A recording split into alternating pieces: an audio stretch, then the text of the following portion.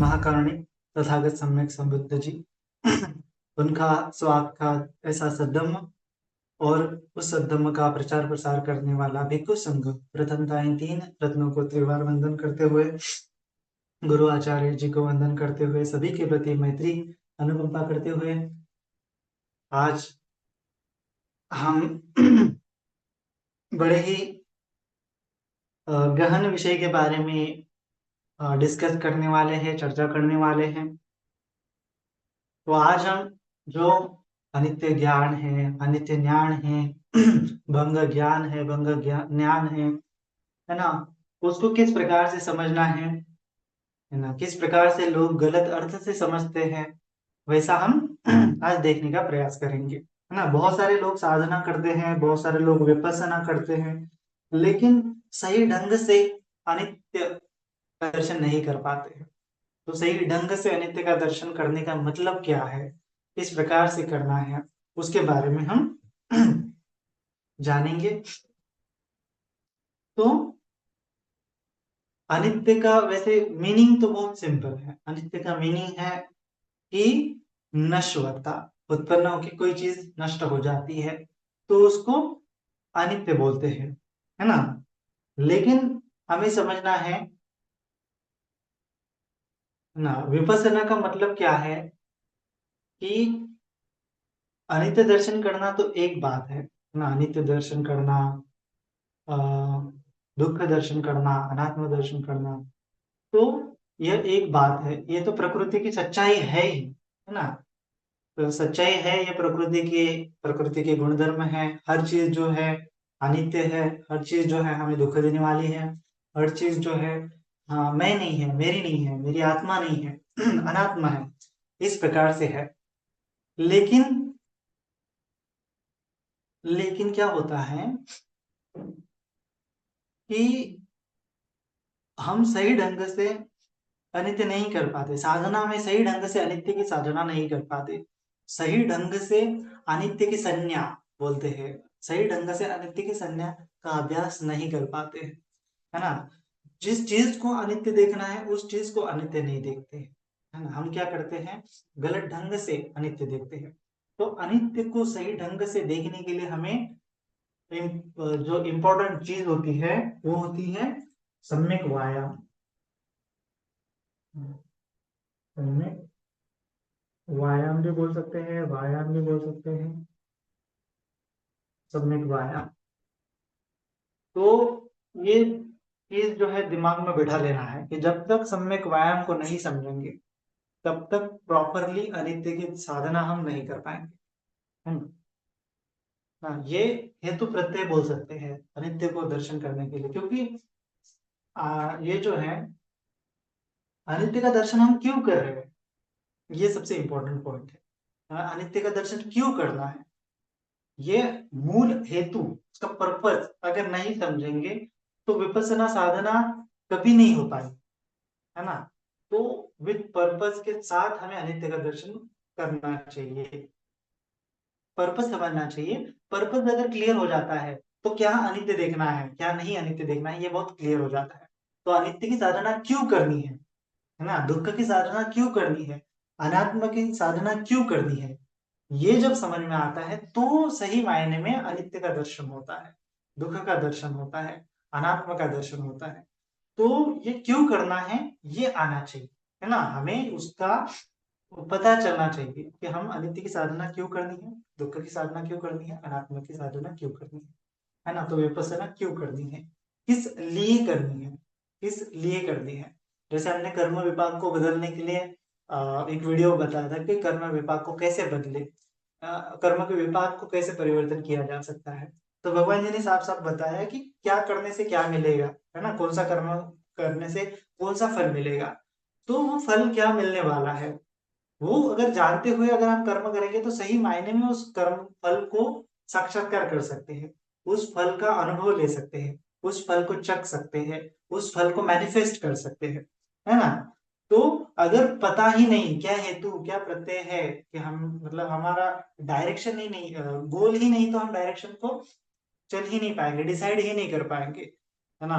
चलना है लेकिन कहाँ चलना है ना, किस लिए चलना है यही पता नहीं तो चलने से मतलब ही क्या है। अनित्य का दर्शन किस लिए करना है यही पता नहीं है तो अनित्य का दर्शन करने का मतलब ही क्या है ना।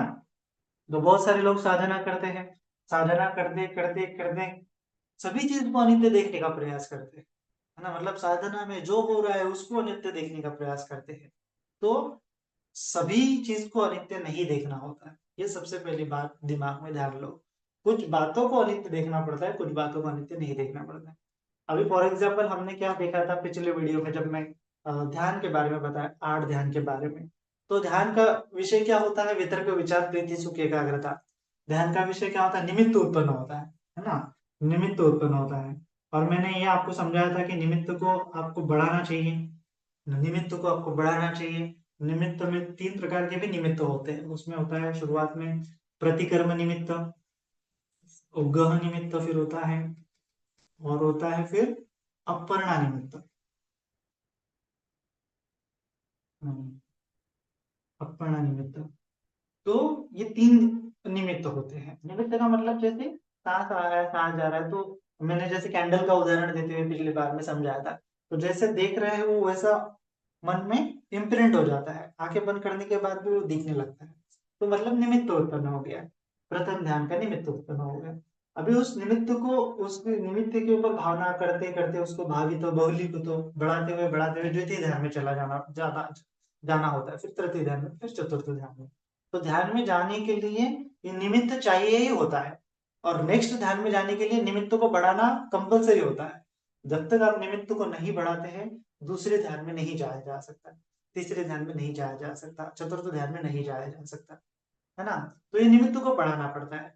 अभी कोई कोई आदमी क्या करता है, उसको पता ही नहीं निमित्त, वो सभी चीजों को अनित्य देख रहा है। और मैंने पिछले वीडियो में क्या देखा था, बताया था कि निमित्त को विशुद्ध मग्ग में बताया कि जब भी आपको निमित्त उत्पन्न होता है तो उस समय में आपको निमित्त को कैसे बढ़ाना है, कैसे संभालना है, कि जैसे गर्भवती माता अपने पेट में पल रहे बच्चे को संभालती है, उसको कुछ चोट नहीं लगे इसीलिए आराम से चलती है, आराम से उठती है, आराम से बैठती है, तीखा नहीं खाती है, बहुत केयर करती है। और केयर करते करते फिर वो उनका पेट बड़ा बड़ा हो जाता है 9 महीने तक। फिर उसके बाद वो प्रेग्नेंट मतलब गर्भवती हो, प्रसूति हो जाती है। तो इस प्रकार से निमित्त को बढ़ाना पड़ता है। जब तक आपको ये अपर्णा समाधि नहीं बढ़ती है तब तक निमित्त की बहुत केयर करनी पड़ती है, उसको बार बार करना पड़ता है, भावित हो बहुलिखित हो, बार बार उसकी प्रैक्टिस करनी पड़ती है, बहुत बार अलग अलग प्रकार से प्रैक्टिस करनी पड़ती है, तो उस चीज को बढ़ाना पड़ता है। लेकिन बहुत सारे लोग गड़बड़ कर लेते हैं, है ना, सभी को अनित्य समझ लेते हैं, पहले तो निमित्त क्या है जानते नहीं, समझते नहीं, निमित्त उत्पन्न हुआ तो उसको भी अनित्य देखने लगते हैं। तो निमित्त को ही अगर आपने अनित्य देख लिया तो फिर उसको आगे कैसे बढ़ाएंगे, है ना, उसको प्रतिक्रमण निमित्त कैसे बनाएंगे, उसको और ज्यादा स्ट्रॉन्ग उग्र निमित्त कैसे बनाएंगे, और ज्यादा स्ट्रॉन्ग अपर्णा निमित्त कैसे बनाएंगे, है ना। तो इस प्रकार से निमित्त समझना है, निमित्त को अनित्य नहीं समझना है, निमित्त के ऊपर अनित्य की भावना नहीं करनी है ना। अनित्य की भावना सभी चीजों पे नहीं की जा सकती है, सभी अनित्य है, सभी अनित्य है, ऐसा करने से तो फिर जीवन जीने से क्या उपाय है। सभी अनित्य है बोल रहे हो तो तुम्हारी बॉडी भी अनित्य है, खाना क्यों खा रहे हो फिर, है ना। सभी अनित्य है, फिर तुम ये कुछ दर्द होने के बाद डॉक्टर के पास क्यों जा रहे हो फिर, सभी अनित्य है तो फिर, है ना, तो मर क्यों नहीं जा रहे हो फिर। तो इस प्रकार से नहीं होता है, इस प्रकार से अनित्य का दर्शन नहीं, ये सम्यक मार्ग नहीं है ना। सम्यक मार्ग मतलब कुछ कुछ चीजें अनित्य को अनित्य है करके उसको छोड़ देना पड़ता है, और कुछ कुछ चीजें जो होती है उसको ग्रहण करना पड़ता है ना। तो जैसे भोजन, आज खाएंगे कल भूख लगेगी, अनित्य है तो खाएंगे ही नहीं, तो ये नहीं चलेगा, ये सम्यक मार्ग नहीं है, ऐसे भगवान बुद्ध जी की टीचिंग नहीं है। सभी चीजें अनित्य है ऐसा देखने के लिए भगवान जी ने नहीं बोला है। केवल सभ्य संखारा अनिच्चाति यथा पन्याय पश्यति अथ निबद्धते दुख ऐसा मग्गो विशुद्धि है, कि केवल संस्कारों को अनित्य देखने के लिए बोला है। और संस्कार क्या है वो समझना पड़ेगा, धीरे धीरे हम समझेंगे संस्कार क्या होते हैं।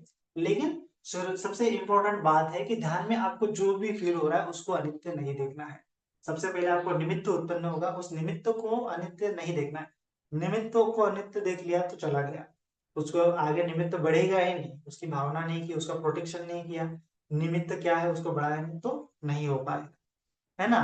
तो इसीलिए ये मिथ्या ढंग से अनित्य का बोध करते हैं ये लोग, तो वो अनित्य का बोध हो ही नहीं पाता। वो कोशिश करते हैं कि सभी चीजों को अनित्य देखने के लिए, लेकिन सभी चीजों को अनित्य नहीं देखना होता है। तो इसीलिए हमारे पास आ जाता है फिर किस चीज को अनित्य देखना है, किस चीज को अनित्य नहीं देखना है ना, ये सबसे इम्पोर्टेंट है। तो इसी के चलते किसको अनित्य देखना है, किसको नहीं अनित्य देखना है, उस चीज में हमारी हेल्प करेंगे, मदद करेंगे ये सम्यक व्यायाम ना। ये सम्यक व्यायाम को जान लिया तब जाके हमें अनित्य किस चीज को देखना है, अनित्य किस चीज को नहीं देखना है, उसको हमें समझना पड़ेगा, है ना। ऐसे अगर किसी भी चीज को, हर चीज को अनित्य देख लिया तो नहीं चलेगा, काम नहीं बनेगा। ठीक है। तो इसीलिए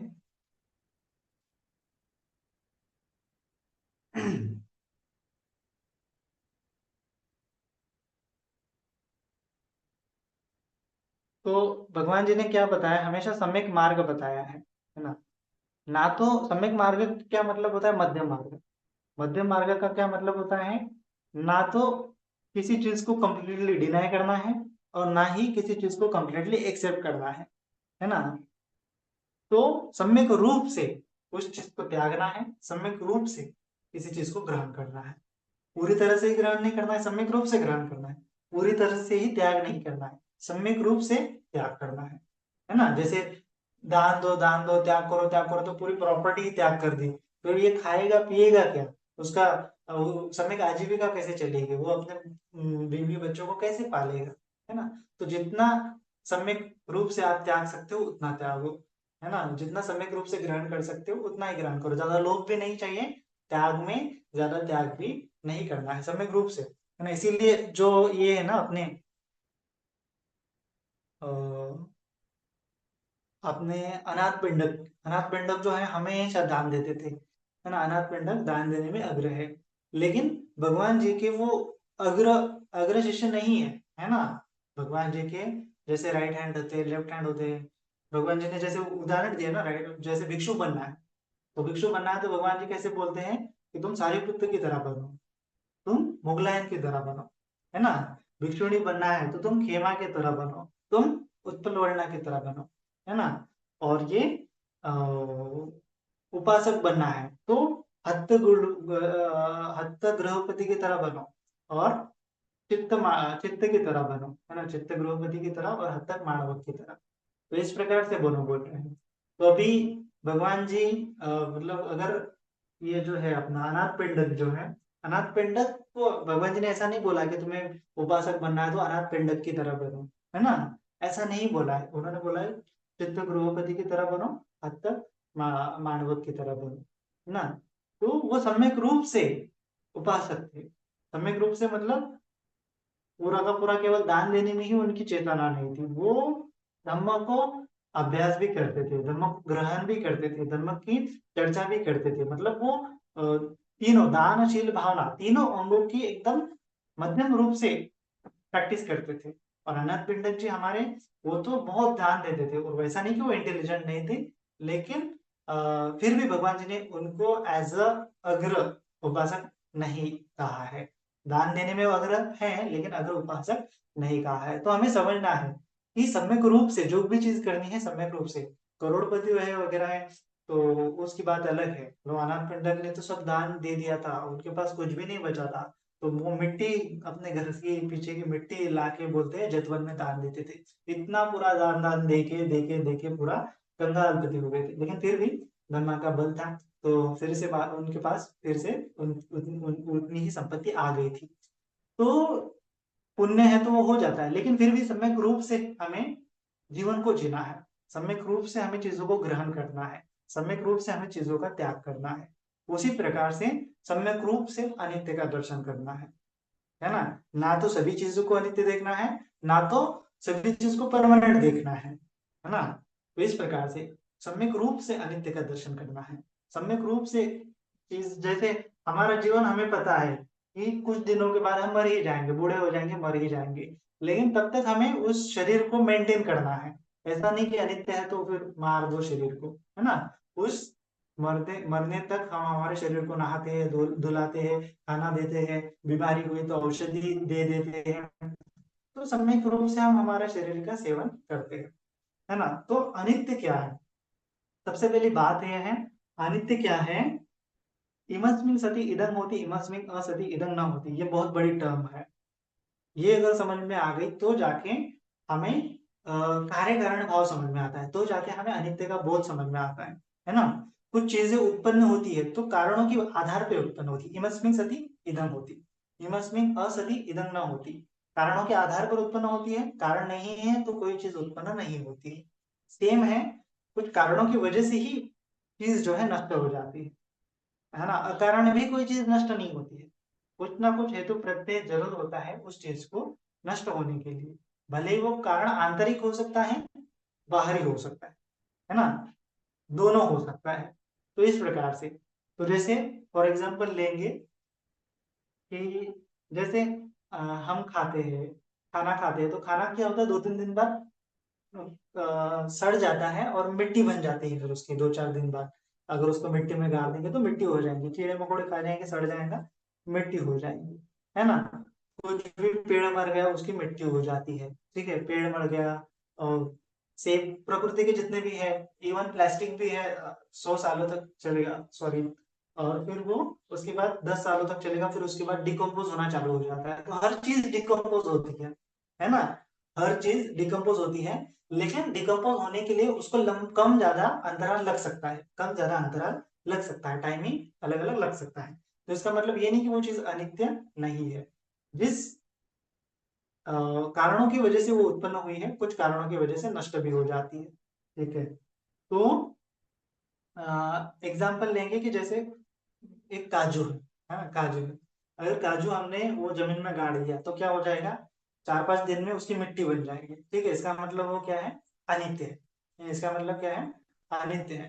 तो अभी काजू को अनित्य देखने के लिए आपको मिट्टी में फेंकने के बाद उसको 4 दिनों तक वेट करना पड़ेगा, तो वहां पे जल्दी अनित्य का बोध होता है।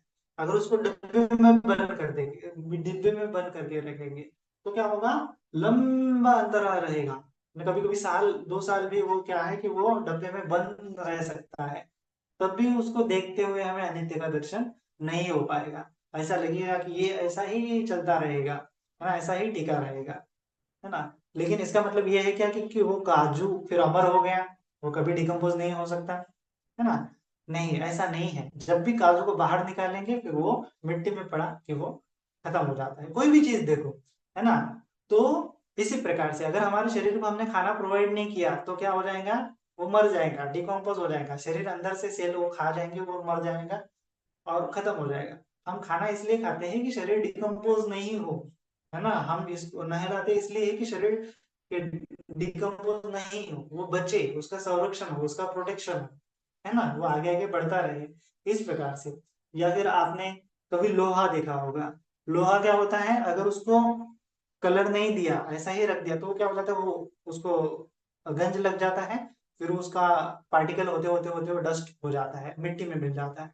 लेकिन उस लोहे को हमने क्या कर दिया, कलर कर दिया, तो कलर कर दिया तो 100 साल तक वैसा ही रहेगा। किसी बिल्डिंग के अंदर लोहा होता है, 100 साल पुरानी बिल्डिंग है तो वह लोहा निकालने के बाद वैसा का वैसा दिखेगा, फिर 1000 सालों के बाद वो अगर मिट्टी के अंदर है, पर्टिकुलर एनवायरनमेंट नहीं है, तो मेरा मतलब यह है कि पर्टिकुलर एनवायरनमेंट नहीं है तो हम अनित्य का दर्शन नहीं कर पाएंगे। और अनित्य का दर्शन नहीं हो रहा है इसका मतलब ये नहीं कि वो चीज अनित्य नहीं है ना, इस प्रकार से भी है। तो ऐसा है कि हेतु के कारण चीजें उत्पन्न होती है, हेतु के कारण ही चीजें नष्ट होती है, हेतु नहीं है तो चीजें नष्ट भी नहीं होगी, है ना, हेतु नहीं है तो चीजें नष्ट ही नहीं होगी। तो डिकम्पोज कोई खाद्य पदार्थ है, डिकम्पोज क्यों होता है, ऑक्सीजन के कारण, लेकिन उसको ऑक्सीजन ही नहीं मिला तो वो कभी डिकम्पोज नहीं होगी, है ना।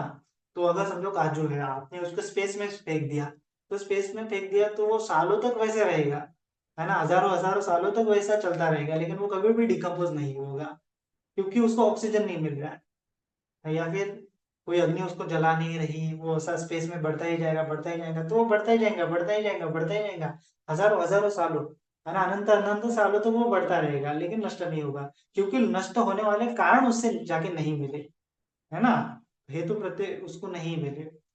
तो जैसे कोई वो सूरज में जाके गिर गया तो वो वहां पे जल जाएगा, नष्ट हो जाएगा, है ना।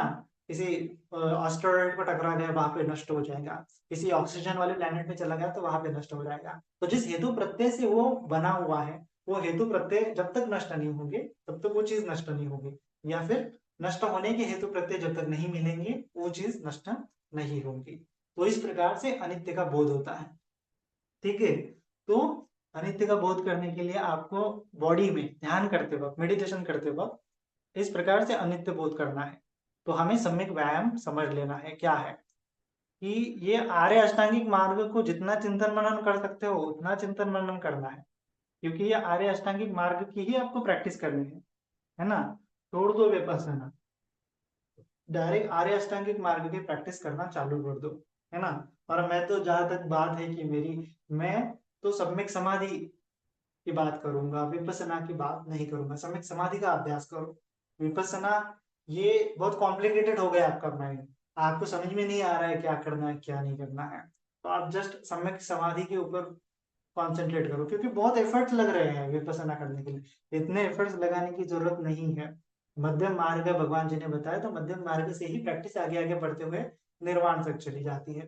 तो आपको मार्ग को समझना है, पहले तो समझो, समझने के बाद एफर्ट्स करो। बिना समझे ही एफर्ट्स करना चालू जो कर दोगे तो कुछ फल नहीं मिलेगा, है ना, चाहे कितना भी आप एफर्ट कर लो, है ना। तो वो है ना कि क्या करते हैं, चार शराब पीने वाले लोग होते हैं, मित्र होते हैं और शराब पीते हैं। तो अभी उनको क्या करना होता है, उनके घर जाना पड़ता है। वो बोलते हैं बहुत रात हो गई, बहुत हमने पी ली, कैसे जाएंगे। तो उनकी नौका भी होती है, बोलते तो नौका में बैठते हैं, नौका में बैठते हैं और फिर उनको घर जाना है, घर जाना है। तो अभी पुराने जमाने में तो ना तो उतना बड़े बड़े टॉर्च होते थे, ना तो कुछ, वो क्या कंदील लेके चलते थे। तो नौका में बैठ गए हैं और चारों मित्र क्या कर रहे हैं कि चलो अभी हमें उसको उधर पहुंचना है ना। तो ये तो ऐसा जोक है जनरली कि तो ताजमहल को छोड़ने की कोशिश करते हैं, तो वो बैठते हैं नदी में और उस पार जाने की कोशिश करते हैं। तो उस ताजमहल को चुराने के लिए जा रहे हैं, जा रहे हैं, तो बैठते हैं और वो चप्पू चलाने लग जाते हैं। तो चारों लोग होते हैं, शराब पिए होते हैं, चप्पू चला रहे हैं, नौका में बैठ गए, चप्पू चला रहे हैं, पूरा रात भर चप्पू चलाते हैं, एकदम पूरा पसीना पसीना हो जाते हैं। और फिर सुबह देखते हैं कितना आगे आगे, कितना आगे आगे, तो वो बोलते हैं अभी आगे जाना है, आगे जाना है। ऐसा करते करते सुबह हो जाती है। फिर सुबह वो प्रयास करते करते उनकी शराब भी उतर जाती है। तो देखते हैं हम कितना दूर पहुंचे, तो वो कुछ भी दूर नहीं पहुंचे होते। वो बोट जो है पीछे उसको एंकर लगा हुआ होता है, जिसके चलते वो आगे बढ़ते ही नहीं है, है ना। तो मतलब बिना सोचे समझे प्रयास करना, बिना जाने प्रयास करना, ये व्यर्थ है। आपका पूरा प्रयास व्यर्थ हो जाएगा। सही डायरेक्शन में आपने अगर नहीं चले तो आपको कभी गोल तक नहीं पहुंचाएंगे। आपको चलना है ऐसे नहीं होगा, आपको पता करना पड़ेगा क्यों जाना है, किस जगह पे जाना है, कैसे जाना है। ये पता चलने के बाद, परियत्ति होने के बाद फिर पटिपत्ति, फिर पटिपत्ति की जल्दी जल्दी जा सकते। परियत्ति नहीं और आप जस्ट कर रहे हो, एफर्ट्स मार रहे हो, तो उसको वो फ्यूटाइल है, उसका कुछ उपयोग नहीं होने वाला है। तो इसीलिए समझ लेना है आर्य अष्टांगिक मार्ग को, और आर्य अष्टांगिक मार्ग की ही प्रैक्टिस करना है। चार आर्य सत्य, आर्य अष्टांगिक मार्ग, जितना हो सके उसके बारे में पढ़ो, जितना हो सके उसके बारे में चिंतन मनन करो, एक एक चीज को बहुत डीपली समझो, डीपली चिंतन मनन करो। केवल चार आर्य सत्य, आर्य अष्टांगिक मार्ग, है ना, इतना ही काफी है। यही मध्य मार्ग है। और यही भगवान जी ने पूरा त्रिपिटक में यही समझाया है। पूरा त्रिपिटक में कौन सा ही सूत्र उठा लो, उसका लिंक ये चार आर्य सत्य और आर्य अष्टांगिक मार्ग से है ही है ना। तो जब तक ये नहीं समझेंगे, और ये आर्य अष्टांगिक मार्ग भी ऐसा है कि आठों अंगों का लिंक लगाना पड़ता है ना। आर्य अष्टांगिक मार्ग भी कैसा है कि आठों अंगों का लिंक लगाना पड़ता है। जब ये लिंक लगेगी, प्रैक्टिस करते करते जब लिंक लगेगी, तब सही मायने में वो आर्य अष्टांगिक मार्ग समझेगा, मध्यम मार्ग समझ में आएगा, तब जाके सही प्रैक्टिस होगी, है ना। तो इसीलिए सही प्रैक्टिस के लिए सही समझना भी अनिवार्य होता है। तो सम्यक व्यायाम हम समझेंगे, तो भगवान जी पूरा एक्सप्लेन करते हैं, एक्सप्लेन किया हुआ है कि कथमंच भिक्खवे दुक्खम नरिय सत्यम, है ना, जाति में दुखा जरा दुखा। तो और वो भी फिर डिस्क्राइब किया है भी, कथमंच भिक्खवे जाति या तेसं तेसानंग सत्तानंग तम्मे तम्मे सत्तनिकाय जाति संजाति उक्कन्ति अभिनिपत्ति खंडानंग पातुबाहो आयतनानंग पटिलाहो अयं उच्चति भिक्खवे जाति। एक एक शब्द की डेफिनेशन दी हुई है, व्याख्या दी हुई है, उसके जो अंतर्गत जो शब्द आते हैं उसकी व्याख्या दी है। स्वाख्यातो भगवता धम्मो, स्वाख्यात व्याख्या करके करके भगवान जी ने धम्म बताया है। फिर भी हम वो व्याख्या को छोड़ देते हैं और कोई बोल देता है उस पर विश्वास कर लेते हैं और उसको आगे बढ़ते हैं, पूरी चीज समझे नहीं, एक चीज समझे उसको भी पकड़ लिया, वो बोलते हैं ना शेपूट ले गए चल पड़े हाथी छूट गया। उस प्रकार से नहीं होना चाहिए। सम्यक रूप से आपको स्टडी भी करनी है, सम्यक रूप से आपको प्रैक्टिस भी करनी है। प्रॉपरली स्टडी करेंगे तो प्रॉपरली प्रैक्टिस होगी, प्रॉपरली स्टडी नहीं है तो प्रॉपरली प्रैक्टिस भी नहीं होगी। तो इसीलिए प्रॉपरली प्रैक्टिस। तो भगवान जी ने एक्सप्लेन किया है कि कथमाच भिक्खवे सम्मादित्ति सम्मा संकल्पो, कथमाच भिक्खवे सम्मा संकल्पो, सम्यक संकल्प क्या है, सम्यक वाचा क्या है, सम्यक आजीविका क्या है, सम्यक कर्मांत क्या है ना, सम्यक वायाम क्या है, सम्यक स्मृति क्या है, सम्यक समाधि क्या है। तो आज हम देखने वाले कथम हो जो भिक्खवे सम्मा वायाम, सम्यक वायाम क्या है। तो ईद भिक्खवे भिक्खु अनुपनानं पापकानं अकुशलानं धम्मानं अनुपादाय छन्दं जनयति वायमति वीर्यं आरभ्यति चित्तं पगढ़ाति पदति। तो इस प्रकार से ये 4 प्रकार है इसमें, है ना। इसमें क्या है 4 प्रकार, सम्यक वायाम में 4 प्रकार। सबसे पहला प्रकार क्या है, अनुपन्नानं अकुशलानं धम्मानं अनुपादाय छन्दं जनयति वायमति, व्यायाम करता है, अन्न जगाता है, वीर्यं आरभ्यति पुरुषार्थ करता है, परिश्रम करता है, एफर्ट्स लगाता है। किस चीज के प्रति एफर्ट्स लगाता है, किस चीज के प्रति संदर्भ छंद जगाता है, किस चीज की प्रैक्टिस करता है। तो अनुपन्नानं अकुशलानं धम्मानं अनुपादाय, अकुशल धर्मों को, जो अकुशल धर्म जो है मन में उत्पन्न नहीं हुए हैं उनको उत्पन्न नहीं होने देना है, उत्पन्न नहीं होने देना है, उत्पन्न नहीं होने देना। ठीक है, अनुत्पन्न धर्म है मन में, अकुशल धर्म, उनको उत्पन्न नहीं होने देना है। जैसे अभी आप बैठे हैं, आपके मन में ना तो लोभ उत्पन्न हुआ है, ना तो आपके मन में द्वेष उत्पन्न हुआ है, अभी बैठे बैठे अभी ना तो मोह उत्पन्न हुआ है। तो इस प्रकार का चित्त है कि बहुत अकुशल हमेशा ऐसा नहीं है, कभी कभार उत्पन्न होता है।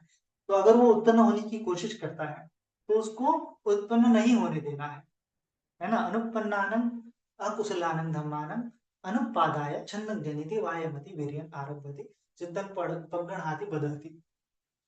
तो इस प्रकार से आपको परिश्रम करना है कि अकुशल धर्मों को मन में उत्पन्न नहीं होने देना है। आपके मन में अभी लोभ उत्पन्न नहीं हुआ, द्वेष उत्पन्न हुआ, हिंसा का भाव उत्पन्न नहीं हुआ, चोरी का भाव उत्पन्न नहीं हुआ, तो आपको ये उत्पन्न होने ही नहीं देना है। ठीक है, ये पहला सम्यक व्यायाम आपको करना है। ठीक है, फिर दूसरा होता है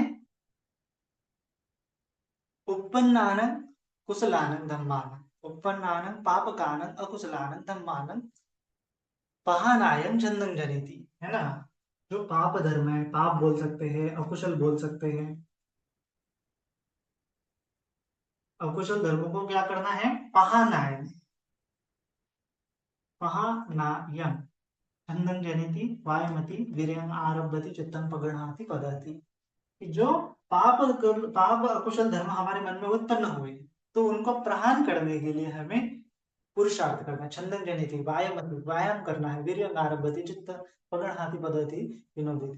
तो ये पाप अकुशल धर्म हमारे मन में उत्पन्न हुए तो उनको दूर करना है। जैसे मेडिटेशन में बैठे हैं, लोभ का विचार उत्पन्न हुआ है तो उसको प्रहान करना है।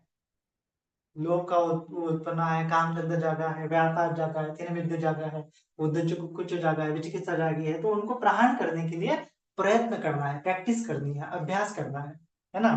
जो अकुशल धर्म मन में उत्पन्न हो गया तो उसको दूर करना है। तो जैसे भगवान जी ने बताया कि आपके मन में अगर काम वासना उत्पन्न हुई तो आपको अशुभ भावना करनी चाहिए। तो अशुभ भावना करेंगे तो ये अकुशल जो धर्म है वो क्या हो जाएगा, प्रहार हो जाएगा, नष्ट हो जाएगा। अगर मन में व्यापार जागा है, द्वेष जागा है, तो उस समय में मैत्री की तो द्वेष प्रहार हो जाता है ना।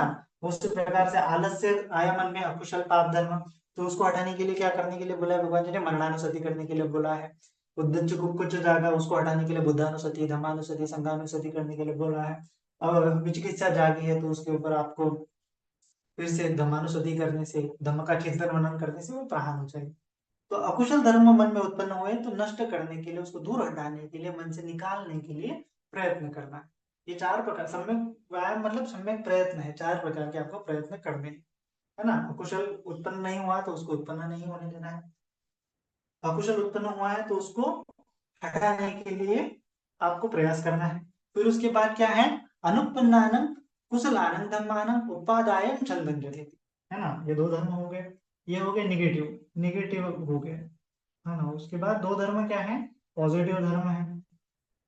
पॉजिटिव में क्या होता है फिर, 3 और 4, उसमें अनुपन्नानं कुशलानं धम्मानं उपादाय, जो अनुत्पन्न है, कुशल धर्म हमारे मन में नहीं है अभी, समझो कुशल धर्म हमारे मन में नहीं है, समझो हमारे कुशल धर्म फिर आपको समझना पड़ेगा। कुशल धर्म मतलब क्या है, अलोभ, अद्वेष, अमोह, मैत्री भावना, त्याग की भावना, विराग की भावना, है शांति की भावना, 10 पारमिता की भावना, आर्य अष्टांगिक मार्ग की भावना, ध्यान की भावना, सम्यक समाधि की भावना, मन एकाग्र की भावना, ये सब क्या है, कुशल धर्म। रूपावचर भूमि की भावना, अरूपावचर भूमि की भावना, लोकोत्तर भूमि की भावना, ये सब क्या है, कुशल धर्म है। कामावचर भूमि के अकुशल धर्म है, रूपावचर धर्म के भूमि के कुशल धर्म है।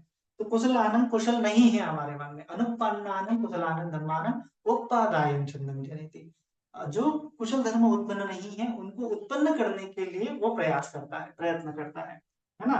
कुशल को उत्पन्नानं छन्दं जनेति वायुमति वीर्यं आरभते, उत्पन्न करने के लिए प्रयत्न करता है। जो तीसरे प्रकार का सम्यक प्रयत्न आपको प्रैक्टिस, सम्यक प्रैक्टिस आपको करनी पड़ी।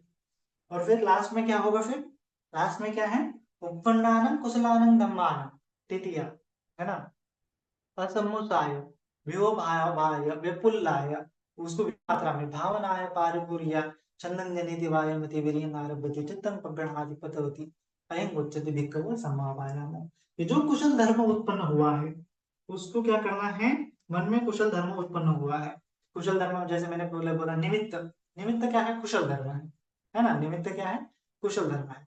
तो कुशलानं धम्मानं उत्पन्नानं कुशलानं धम्मानं तृतीया, तृतीया, तृतीया का मतलब क्या है, स्थित, स्थित, स्टेबल, है ना, स्टेबल रखने की क्या करनी है, उसको कोशिश करनी, तृतीया, है ना। तृतीया असम्मोसाय है, उसको खोने नहीं देना है, वियो भावाय, उसकी पूरी तरह से प्रैक्टिस करना है, मन को उसको पूरी तरह से डुबोना है, विपुल है, विपुल मात्रा में करना है ना, भाव है, उसकी भावना करनी है, उसको बढ़ाना है ना, उसकी भावना करनी है, उसको बढ़ाना है।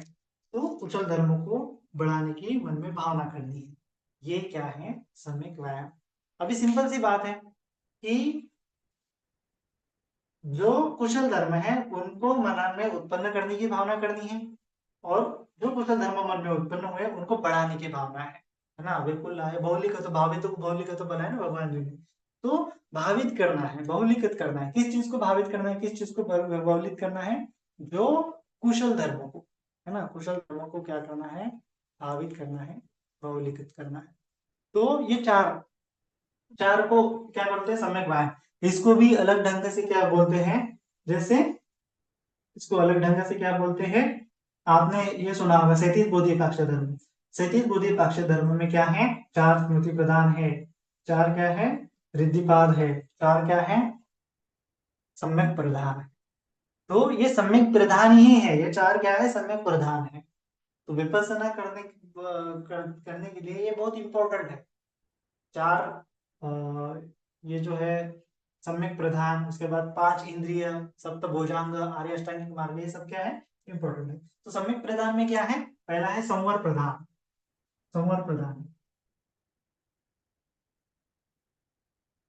संवर प्रधान मतलब क्या है कि शील पालन करना, अकुशल धर्म उत्पन्न नहीं है तो उनको उत्पन्न होने नहीं देना। शील पालन करेंगे, प्राणी हिंसा करेंगे, पानातिपाता विरमणि करेंगे, चोरी करने से विरत रहेंगे, व्यभिचार करने से विरत रहेंगे, झूठ बोलने से विरत रहेंगे, मादक पदार्थ का विरत करने, सेवन करने से विरत रहेंगे, तो क्या होगा, अकुशल धर्म में उत्पन्न नहीं होंगे, इनका संवर हो जाएगा, है ना, संवर प्रधान बोलते हैं।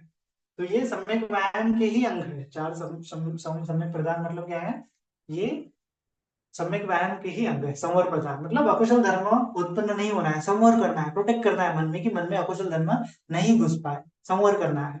उसके बाद बोला है प्राण, प्राण, है ना, प्राण प्रधान, प्रहाण मतलब क्या करना है, जो अकुशल धर्म मन में उत्पन्न हुए उनको प्रहाण करना है ना, जो अकुशल धर्म मन में उत्पन्न हुए उसका प्रहार करना है। फिर उसके बाद जो कुशल धर्म उत्पन्न नहीं हुए हैं उनको उत्पन्न करने की भावना करनी है, कल्टीवेट करना है। कुशल धर्म को मन में कल्टीवेट करनी है, भावना प्रधान बोलते हैं उसको, है ना, भावना प्रधान बोलते हैं।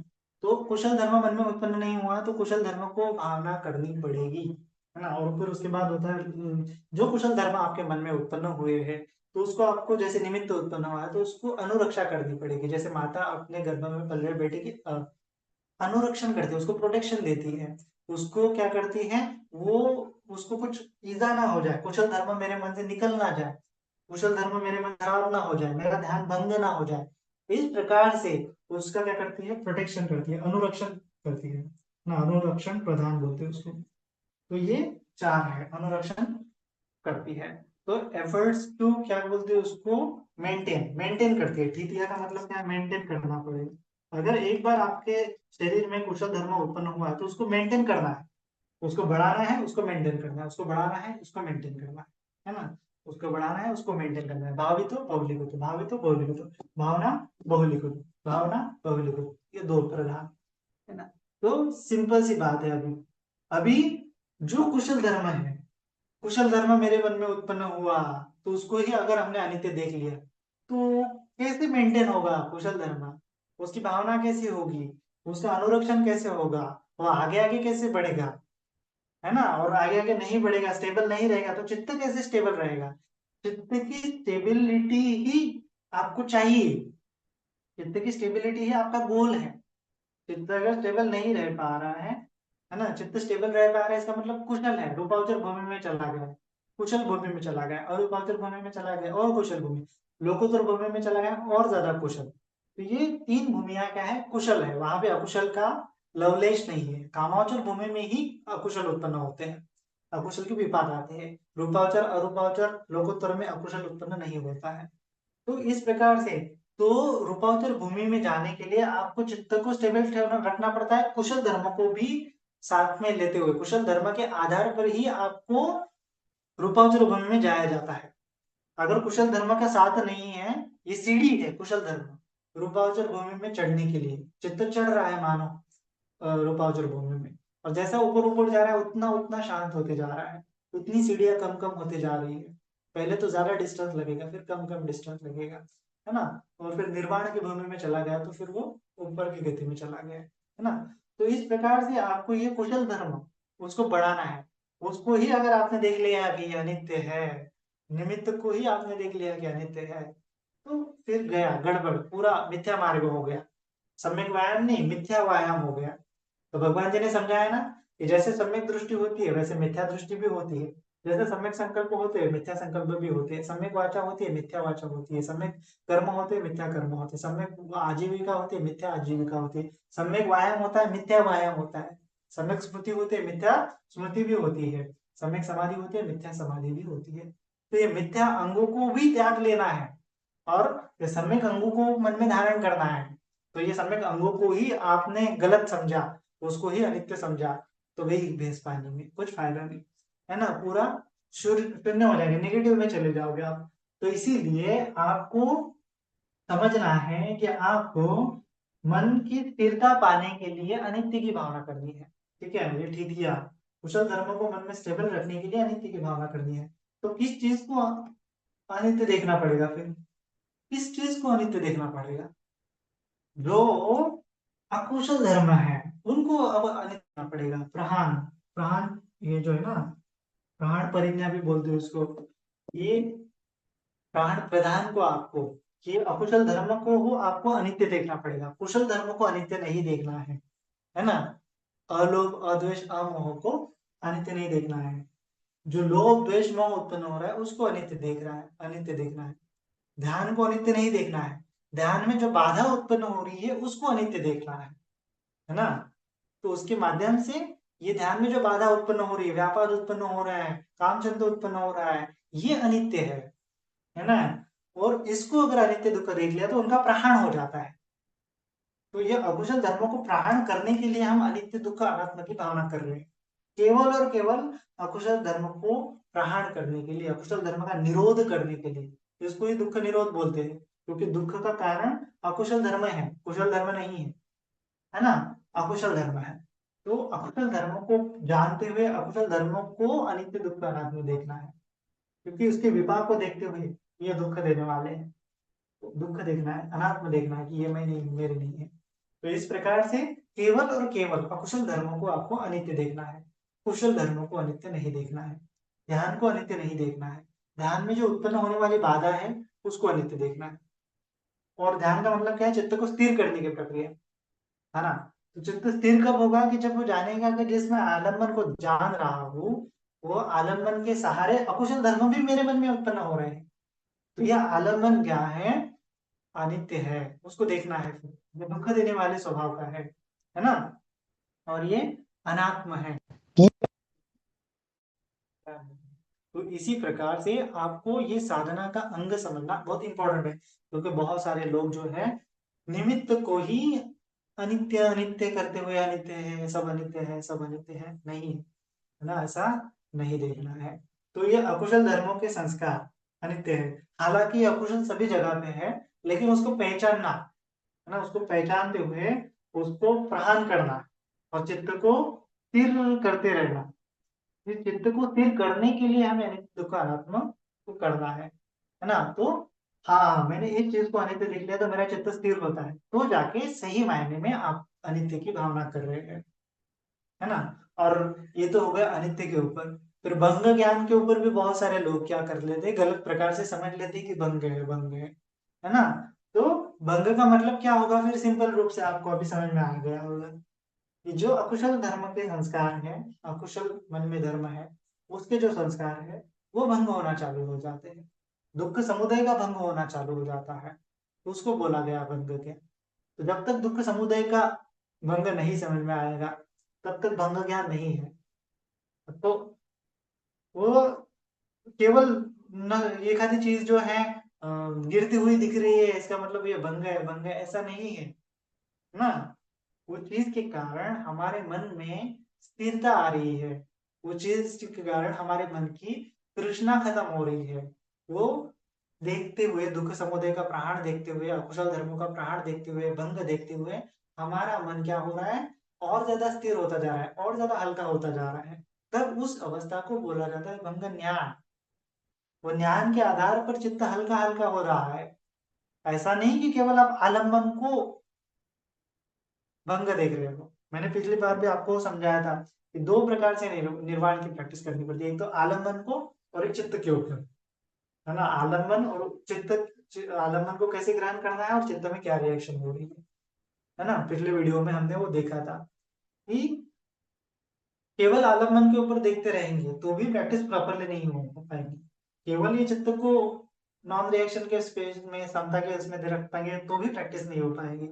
ये दोनों को जब देख लेंगे, दोनों का कार्य कारण भाव, पश्चा परिग्रह ज्ञान, सम्मासरण ज्ञान, दोनों का कॉज एंड इफेक्ट है, क्या कैसा रिलेशनशिप है, आलम्बन का और चित्त उसको कैसे ग्रहण कर रहा है, चित्त में क्या प्रतिक्रिया उमड़ रही है, ये दोनों का कॉज एंड इफेक्ट देखने के बाद सही मायने में उदयवय ज्ञान, भंग ज्ञान बोला गया है ना। आपने देखा होगा ना कि विपස්සना में ये उदयवय ज्ञान और भंग ज्ञान नंबर चौथे और नंबर 5वें क्रमांक पे आता है।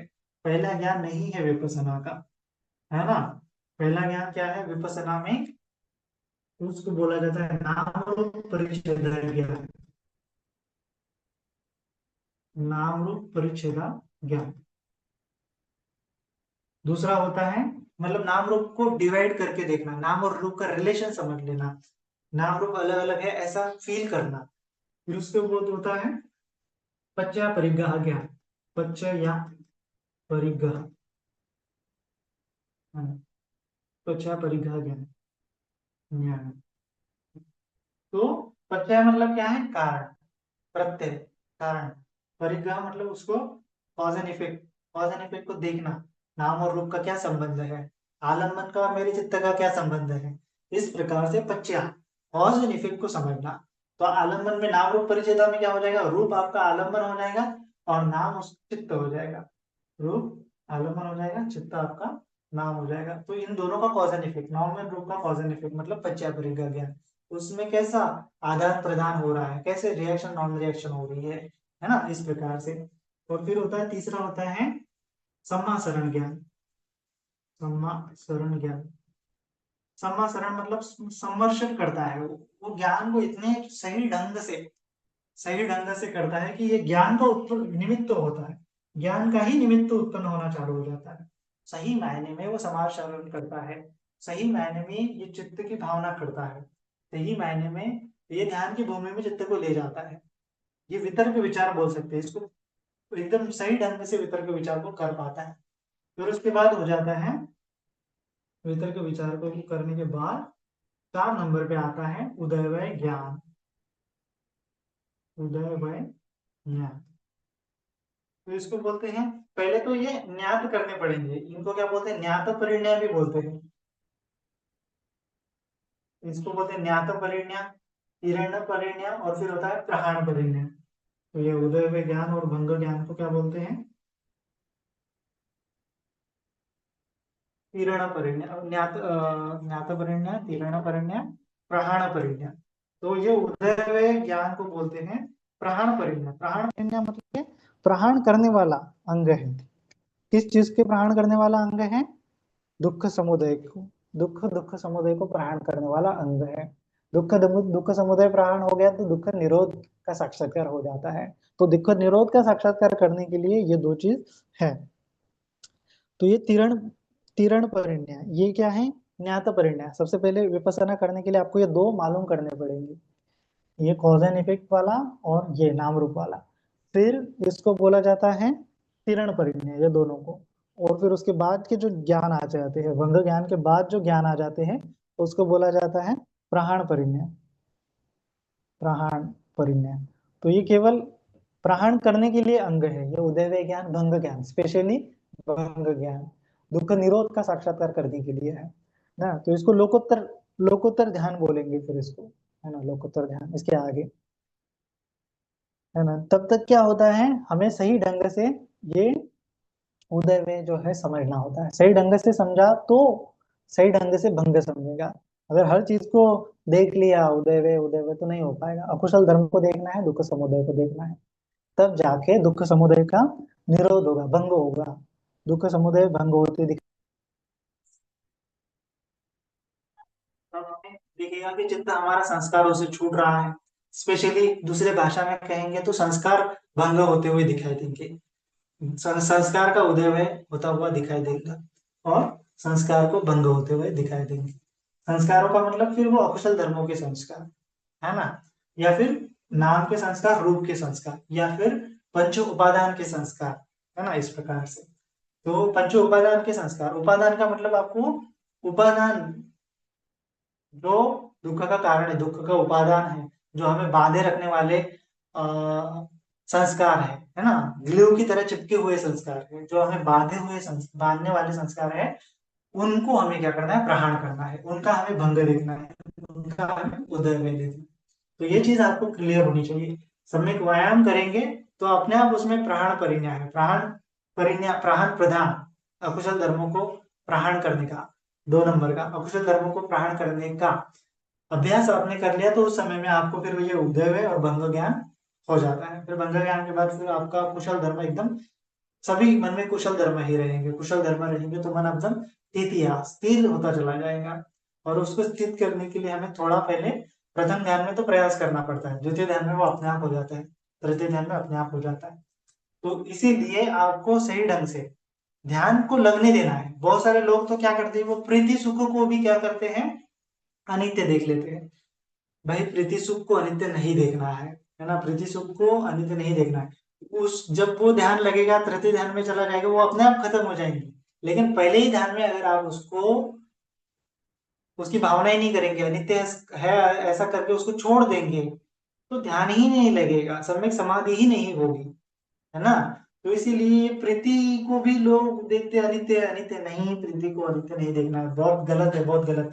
क्योंकि प्रीति क्या है, सम्यक भगवान जी ने सप्त भुजांग में से एक प्रीति भुजांग बोला है, बोधि का अंग है प्रीति।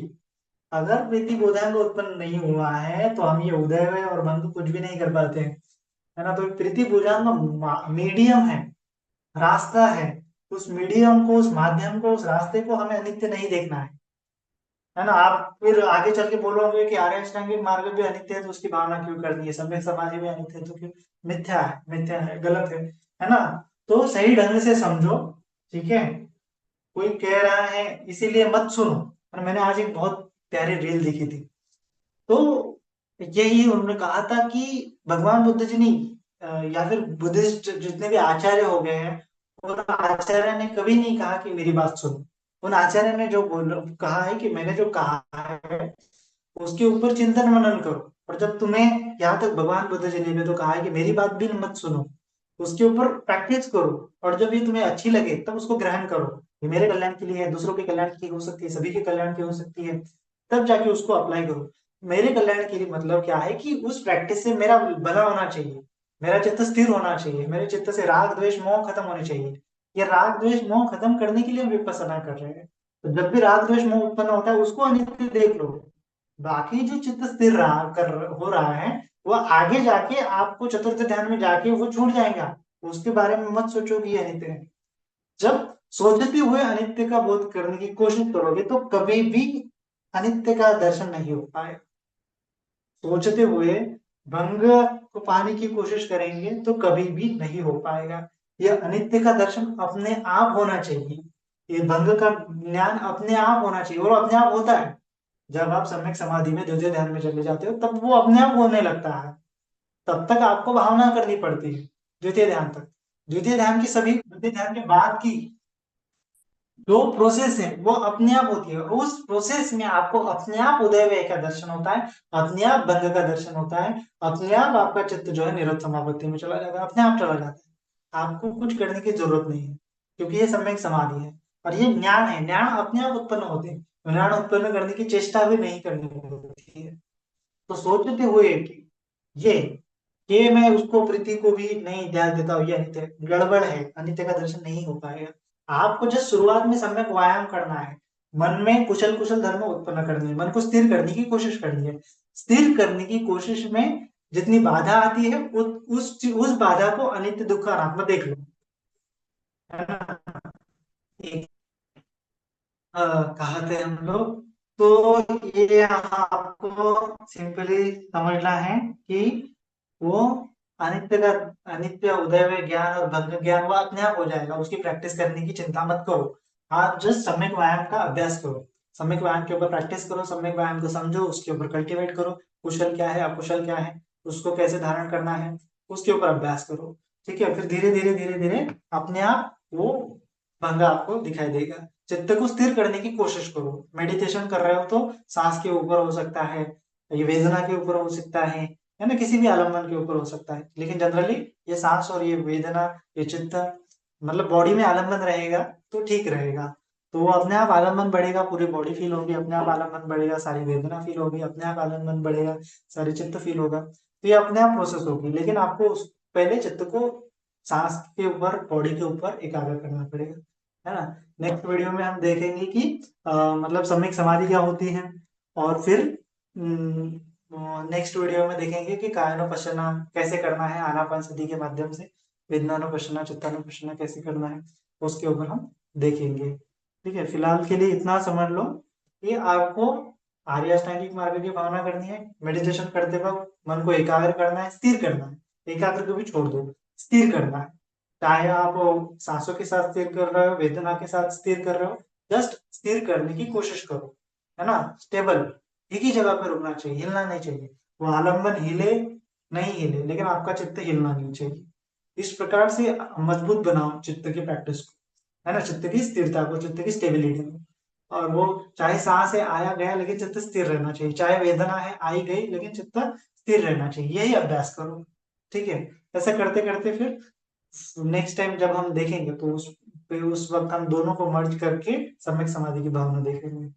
ठीक है, तो फिलहाल के लिए इतना ही है। सम्यक व्यायाम करने के बाद अपने आप उदयवय ज्ञान और भंग ज्ञान इसके अंतर्गत आ जाएगा। सम्यक समाधि करने के बाद भी उदयवय ज्ञान भंग ज्ञान अपने आप आ जाएगा।